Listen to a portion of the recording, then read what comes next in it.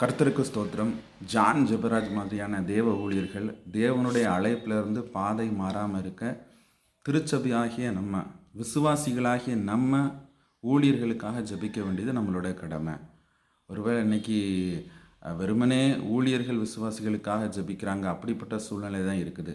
ஆனால் பைபிள் படி அப்போஸ்தலனாகிய பவுல் எழுதுகிறாரு நிறைய நிருபங்களில், சபையை பார்த்து விசுவாசிகளை பார்த்து நீங்கள் எங்களுக்காக ஜெபம் பண்ணுங்க.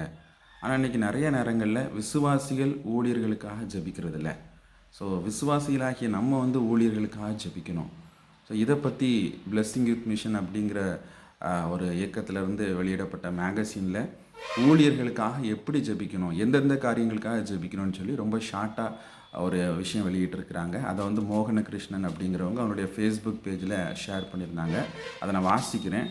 அந்த கான்செப்ட் பேர் பிபிபி, அதாவது ப்ரிவென்டிவ் ப்ரேயர் பார்ட்னர். ஒவ்வொரு விசுவாசியும் 5 காரியங்களுக்காக, ஊழியக்காரங்களுடைய 5 காரியங்களுக்காக ஜெபம் பண்ணணுமா. முதலாவது டேஞ்சர், அதாவது ஆபத்துகள்லேருந்து ஊழியர்கள் பாதுகாக்கப்பட. 2வது டிஃபைல்மெண்ட், அசுத்தங்கள்லேருந்து பாதுகாக்கப்பட. 3வது டிவிஷன், பிரிவினையிலிருந்து பாதுகாக்கப்பட.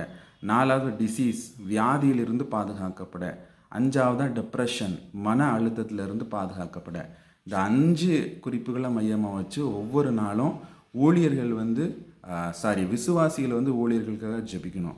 ஸோ இந்த காரியத்தை நம்ம பண்ணோம் அப்படின்னா கண்டிப்பாக ஊழியர்கள் பாதை மாறாமல் இருக்க வாய்ப்புகள் அதிகமாக இருக்குது. ஸோ என்ன நம்ம பைபிளில் பார்க்குறோம், ஜெபமே ஜெயம். ஸோ கர்த்தர் ஜெபத்தை கேட்கிறவர்.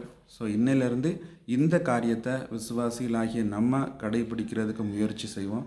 கர்த்தர் நிச்சயமாக ஊழியர்களை பாதுகாப்பார். அவர்கள் மூலமாக நம்முடைய தேசத்தில் பெரிய காரியங்களை செய்வார். ஸோ இதனால் இப்படி யாரும் ஒரு வாக்குவாதத்துக்கு வரக்கூடாது.